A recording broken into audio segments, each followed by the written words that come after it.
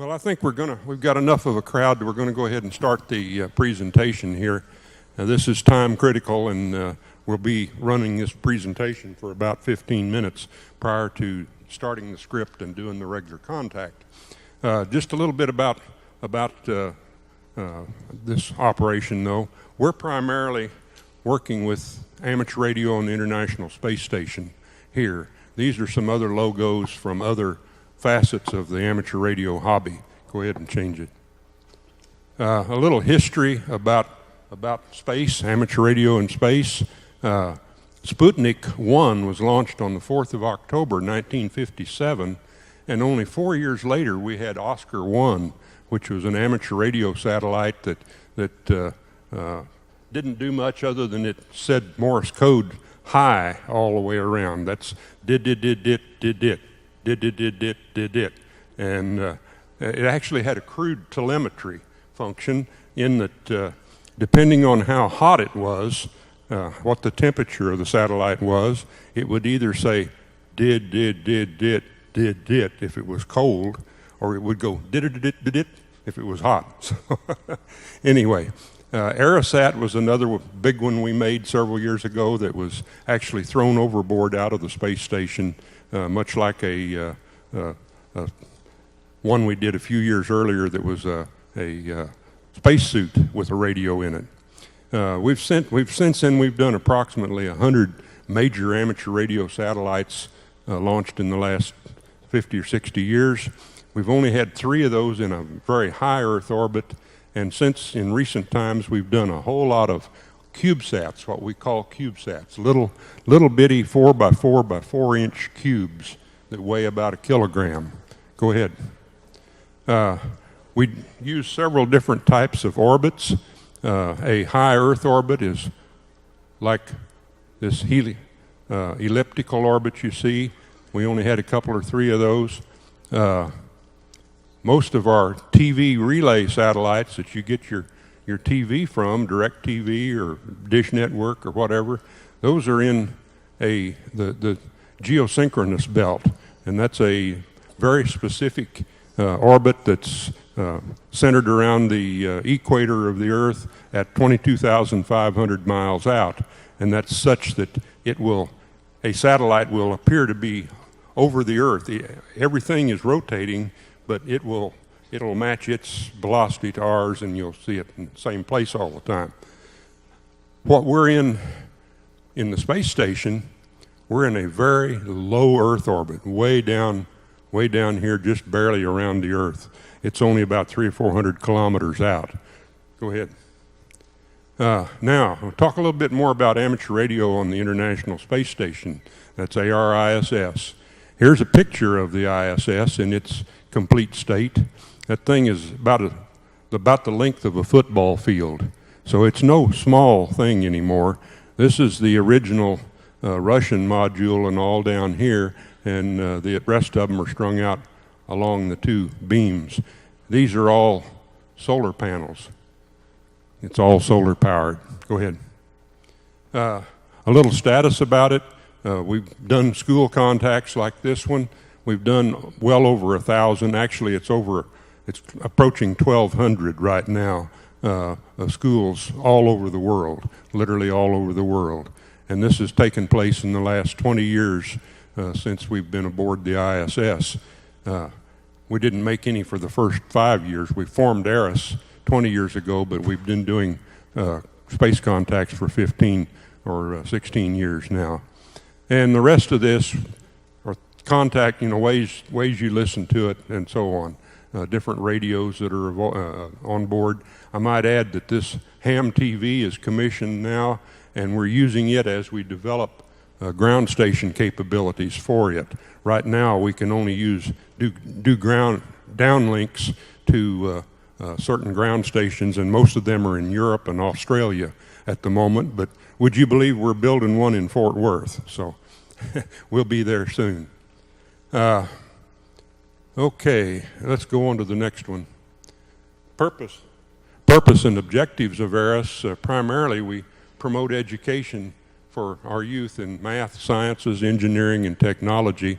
And secondarily, we like to expose you folks to the world of amateur radio and radio in general. So, go ahead. Implementation, we work with professional educators all around the world and with the space agencies of the world, and we give these opportunities for you to talk and exchange ideas with the astronauts on board the station. So that's amateur radio. Actually, we provide the radio for the radios for the space station. We're in the process right now of doing a major upgrade to that with the new power supplies so that we can operate all over the space station. Would you believe that if you're familiar with electricity, in the Russian side of the airplane, of the space station, they use 28 volts DC. In the rest of the world side, the Columbus module and all, we use 120 volts DC. So if we want to move a radio from one to the other, we've got to have a power supply that will work on either one of those voltages and transport it, move it down to 12 volts or the various voltages that the radios need. Okay, go ahead. We do schools and other organized groups, organize schools during the school year, and of course that's where we are here in the northern hemisphere. We do things in the southern hemisphere in the summertime, our summertime, when it's our wintertime and they're in schools. Other groups in the off-season, we use scout groups, summer camps, hospitals, and others. And occasionally we get an astronaut that enjoys this so much that he gets on there and makes a lot of other contacts to just general hams all over the world. Go ahead. I'll run through quickly some pictures. This was Caroli Elementary School in West Monroe, Louisiana a few years ago, and this was the father arranged the contact for us, and this was his son that was a 5th grader at the time. He got his license the day before the contact and actually ran the station. Go ahead. And here's the kids from Caroli Elementary lined up in the auditorium, or the gymnasium in this case. Go ahead. And this was the young 5-year-old that was running, or 5th grader, not 5-year-old, 5th grader that was holding the mic and running the contact. This was the school principal whose father, her husband, was also on the school board and could help out if we needed. Go ahead. This is Walnut Creek Elementary in Azle, Texas, several years ago. Go ahead. And this is an example. This was a direct contact where we had to put antennas up on the roof of the school. Here's people working on it and the kids asking and down on the gym floor. Go ahead. This is Girl Guides in Canada during the summertime a number of years ago. Go ahead. This is Camp Cavett up on Lake Texhoma.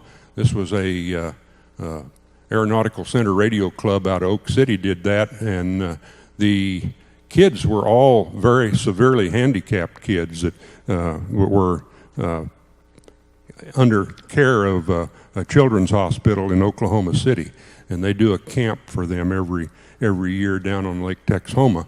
Go ahead. And this is those kids and the media and so on for that school. Go ahead. This was a school in Gary, Indiana, which was a very depressed school, and in a steel town, suburb of Chicago that is just about to dry up and all. But it gave them an inspiration, and it actually, the kids pitched in and helped do a lot of work getting ready for the contact, getting the auditorium chairs fixed and all sorts of things. So it really gave them a shot in the arm. Go ahead. This is Daggett Montessori School in Fort Worth in 2015. We did a direct contact there.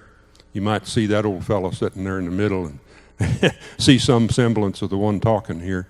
Go ahead. This is Virginia Reinhardt Elementary in Rockwall, Texas, just about a year ago.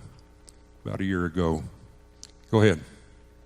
And this was one in the Lawrence Public Library in Lawrence, Kansas, a couple years ago. I had a little fun with those people. I don't know whether you guys, you know about the rivalry between the Texas Aggies and the University of Texas. Well, we have a similar thing in Kansas, where I'm from, between KU and K-State.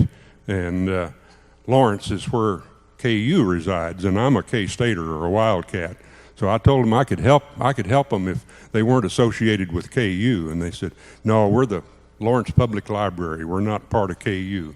So this was the contact we did with the Lawrence Public Library and what we got out of it, which is all we ever really want. Go ahead. Now then, we're going to be doing a telebridge contact, as we mentioned earlier. We have a network of telebridge stations all over the world that allow us to make contacts when it's not appropriate for the school in question. In other words, there are no good passes over us during the middle of the day here, and also we can't use the evenings on our time, because that's when the astronauts sleep up on the space station. That's why we can't do it tomorrow evening during your space day. There's several things have to happen to make one of these contacts even possible. First, the station has to be over a station, preferably. If it's a direct contact, it would have to be flying over this school at the time that you could be here, and at the time that the astronauts are awake. And so all of that has to happen, and we have to schedule all that. So just to give you an example, I have moderated contacts where I had a school one time that was in India, and we were using a bridge station in Australia. I think it was Shane down here in Queensland, VK4KHZ, and I was moderating the contact on a teleconference line from here. And that's my reminder that I need to shut this up pretty quick. Okay, anyway, and we were using another station in England to put it on the internet on what we call Echolink. So we use people all over the world to make one of these contacts and tie them all together with a teleconference bridge. Go ahead. This is Doug Wheelock, the general contact king. He made over 2,000 contacts with just general hams, and they all really enjoyed that. Go ahead.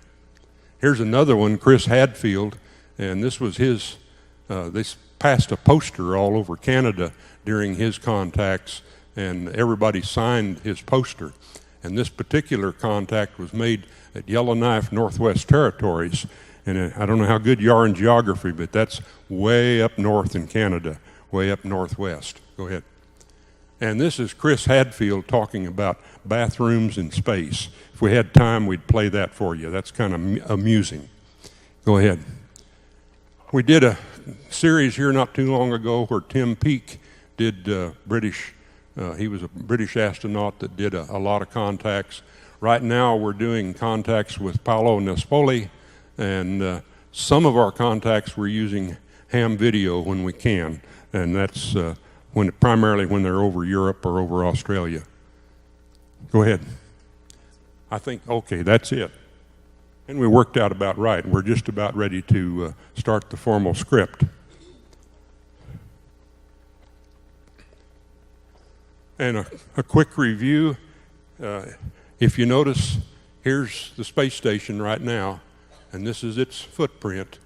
And when this edge of this starts to come down to that line, that's when we'll start talking to them.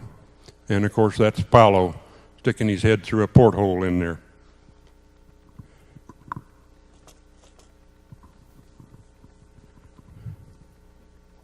Are you back with us, Tim? Yes, I am. Okay, I think we're about ready to start the script. This is the Amber. Did you want me to go ahead and start the recording? Yes, go ahead and start the recording. Thank you. Okay, I'm going to start rolling with the script. Hello, everyone. This is Keith Pugh, W5IU, your amateur radio moderator for today. Through the help of amateur radio volunteers and the crew on the ISS, we hope to soon establish ham radio contact with the International Space Station as it flies more than 200 miles above the Earth over Santa Rosa, California. This is all accomplished with ARISS, amateur radio on the International Space Station. The ISS currently is flying over the Pacific Ocean, whizzing along at about 17,500 miles an hour, coming up on the Aleutian Islands right now. This contact will be performed using the amateur radio telebridge network, which is a worldwide network of amateur radio ground stations that will enable students to contact the ISS.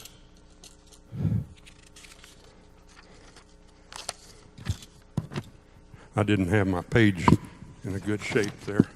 Okay, ARISS is a consortium of ham radio volunteers from 9 nations that develop and operate the amateur radio station on the International Space Station. Some members of ARISS are the American Radio Relay League, the worldwide AMSAT Radio Amateur Satellite Corporations, CSA, which is Canadian Space Agency, ESA, European Space Agency, JAXA in Japan, NASA in the US, and Roscosmos in Russia. The amateur radio ground station that will establish contact with the ISS today is W6SRJ in Santa Rosa, California, operated by Tim Bosma, W6MU, Bill Hillendahl, KH6GJV, and Don Dalby, KE6UAY. Thanks for helping us out, Tim, Bill, and Don. We have about 4 minutes until contact time, and our contact for today is with TX-801, 801st Air Force ROTC at Burleson High in Burleson, Texas, and students with the Burleson ISD SSEP program. The ham radio contact coordinator for the school is Philip Robinson, KB5ASY, and we've asked Colonel Walter Blankenship to please tell us about the school and the students taking part today. So here's Colonel. Thank you very much. I want to thank Dr. Benderjutsi, Ms. Suzanne Robertson locally, and certainly Keith for getting all this set up. I would ask that everybody silence your cell phones and be completely attentive during this time, those on the stage as well as in the audience. We've got 2 high schools represented here today, Centennial High School, Burleson High School, about 3,300 students between the 2 schools, and we got about 150 cadets in our Air Force Junior ROTC program. So very excited to participate in this event today, and I appreciate all the students that contributed questions. We went through a selection process and selected what we thought were the best questions for the call today. Thank you, Colonel. Okay, we're about 3 minutes out, roughly. Yeah, that's pretty close to right. And Tim, before the contact begins, please tell us about your ham radio station, where you are, and how you'll handle the conversation. Okay, well, we're located at, like I said, about 45, 50 miles north of San Francisco and the California wine country. The station is on the campus of Santa Rosa Junior College, one of 5 campuses in the Sonoma County Junior College District. And we service about 20,000 equivalent full-time students on those campuses.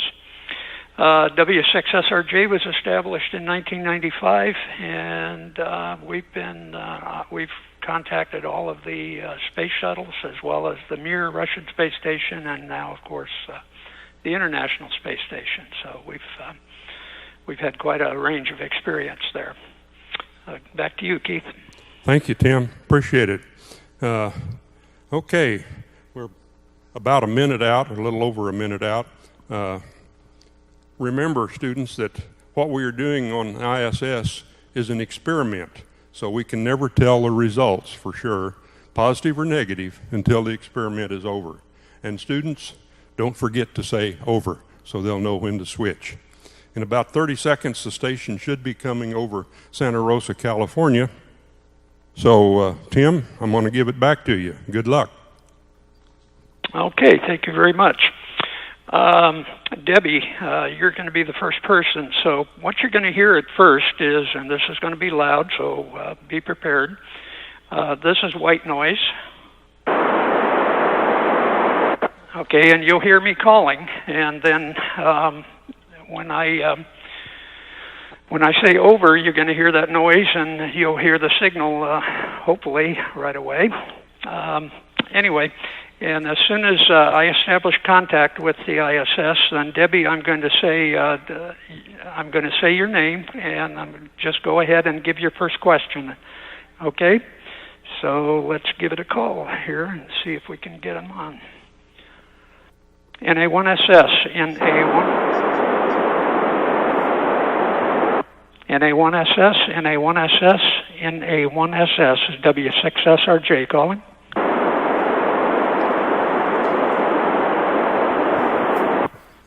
NA1SS, NA1SS, NA1SS is W6SRJ calling. W6 Sierra Romeo Juliet, W6 Sierra Romeo Juliet, this is November Alpha 1 Sierra Sierra, over. Yep, copy you fine. Go ahead, Debbie, with the first question. Do any medications you take in space affect the body differently in space than they would on Earth? Over. And Debbie, good afternoon, or good morning actually. Yes, medication works differently in space because we do work differently. Most of them have effects that are either amplified or diminished, and this is part of the research that we are doing every day, trying to figure out what happens and how our body responds. Over. Research shows that spending so much time in space has some damaging effects to the body. Could you please describe how any effects have impacted you? Over. Well, you get to space here and we don't have gravity anymore. This changes dramatically the body from a mechanical and physical point of view. The muscle debilitate, the bone, the skeleton starts dissolving. There are a lot of changes which concerns the way you perceive things. And it's very interesting and allow us to understand our body better. Over. If you could safely visit another planet, which would it be and why? Over. Well, I'm pretty sure somewhere in the universe there will be a planet with some form of life, and I would like to go there. Though, if you ask me, also today, I think Mars is probably my best guess, and I would really like to go to Mars. Over. Being on the International Space Station and having experienced different situations, how has that changed the way you see Earth and space? Over. I think going to space and having the ability to look at Earth from up here really changes your perspective on Earth. And I see the Earth in a different way. I feel a human being, and we all as human beings should work to make this planet better, maintaining and making better. And space is incredible. I think I understand how small we are. Over. What obstacles did you have to overcome when you first arrived in space? Over. Well, without gravity here, this is something that you cannot really train on Earth, and it doesn't matter how many years of training you have done, you come up here and you have to deal with this situation, and it takes quite some time. So you have to get rid of gravity in your brain, and that is not so easy, but it's very incredible when you are able to do it. Over. From your experience in the ISS, would you live on Mars if possible? Over. Yes, actually, I think it would be very interesting to start adapting ourselves to live in a remote place like Mars, and maybe even change the planet and make it look like Earth. I think it would be possible. Over. In the event of colonizing another planet, would you return to space? Why or why not? Over. Well, I personally will return to space. I think I am curious, but we all as human beings are curious, and we do things so we don't even know why. And I think going around looking at the universe and figuring out that we know nothing of what is around us is something that is really interesting, and I think is worth. Over. What is the impact of losing your sense of smell in space, and how long does it take to come back when you return to Earth? Over. Well, the impact is that you lose the capability of feeling food, and it's very important because a lot of the food that we eat is taste, but a lot of comes from smell. So the food tastes a little bit bland here. In general, though, it comes back really quickly when you go back to Earth. One of the first things you feel when you land and they open the hatch is actually the grass, is actually the bird burn is actually the dirt, and it's really incredible. Over. Is there anything that can be done from space to minimize the impact of deadly weather events? If so, what? Over.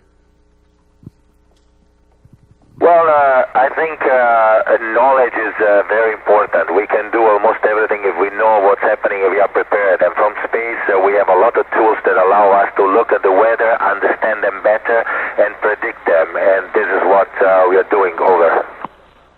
I understand that mental exercises are a big part of the candidate selection process to become an astronaut, but is there any way that one can really be prepared for that extended isolation, and were you? Over. Well, we do a lot of exercise. It's a part of you personal as a person to be ready, but also as a group because you're living in a confined environment with few other people, and you are kind of obliged to live with them. So we do some extreme environment training, and I think we were at the end prepared. It's interesting. Over. Did you ever dream of being an astronaut when you were young? If so, is it what you dreamed it would be? Over. Yes, I actually was lucky enough to be very young when the first American astronaut went on the moon, and that's where my inspiration of becoming an astronaut came from. And I did not go to the moon. I would really love to go to the moon or to Mars, but I think my dream of going to space actually was realized, and I'm grateful for it. Over.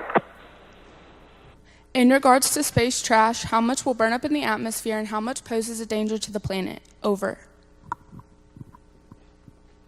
Well, space trash, I'm not sure if you're referring to what we generate, the trash that we generate, or all the stuff that come from the universe, which is a lot of things, meteorites and everything like this. In general, over the years, we have several tons of material re-entering the atmosphere every day, and all of them, or most of them, gets burned up in the atmosphere. It doesn't pose any problem. The problem are big things that happen once every 1,000 years that really have an impact, and those can really have catastrophic consequences. Over. I know that you use electrolysis of water to create oxygen in the ISS, but what happens if you run out of water? Is there an alternate way to create oxygen? Over. Yeah, this is interesting. I think if we run out of water, our last problem will be oxygen, because water itself is essential for life. So it's one of the situations we don't want to be in. And water, it's interesting, and we conserve it, we reuse it, and we treasure it as our oxygen. Over. What kinds of tasks has the Robonaut 2 accomplished in its test on the ISS? Over. Well, Robonaut 2 was it's a precursor of a possible kind of android that in space helps astronauts in carrying out daily tasks. And the Robonaut 2 has demonstrated the ability to fulfill some of these tasks, has also demonstrated some weak points, and it's a good stepping stone to continuing to building robots that can really support us. Over. Do you prefer to live in a gravitated environment, or do you prefer weightlessness? Over. Well, I think both environments have their pros and cons. Living in wetlands is absolutely incredible. I'm going around like Spider-Man up here, but you also lose stuff continuously, and it's very difficult to do simple things. Simple things on the ground are very difficult to do here. So I think both environments are interesting, and I like the possibility of being able to experience both of them. Over. What do you think is the most advanced modification to the ISS? Over. And I'm not quite sure I understand completely the question, but one of the things that I think we should do to ISS is to make it a stepping point for continue the exploration of the universe. You could send rockets from Earth and then build the rockets here on the space station, and from here start the exploration to the moon and Mars. Because we don't have an atmosphere, it will be easier and simpler to go from here. I think that would be very, very interesting. Over. What are you hoping to accomplish by 3D printing things in space? Over.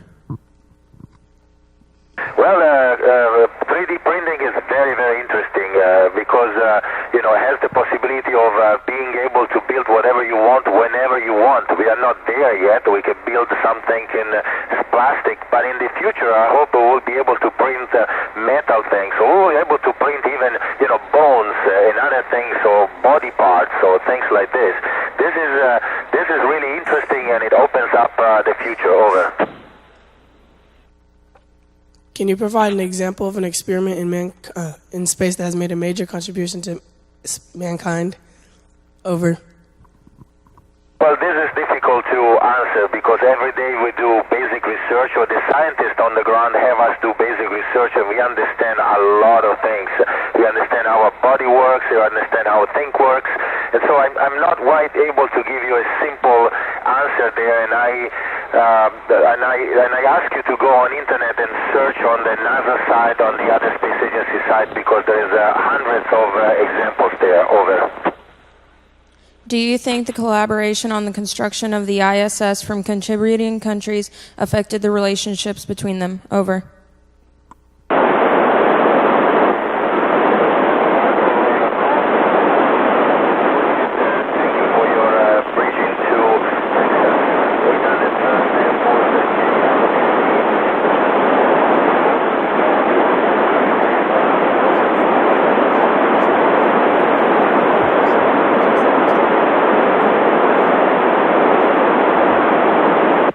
Well, unfortunately, he's gone over the horizon from us. NA1SS, W6SRJ, thank you, and 7-3s.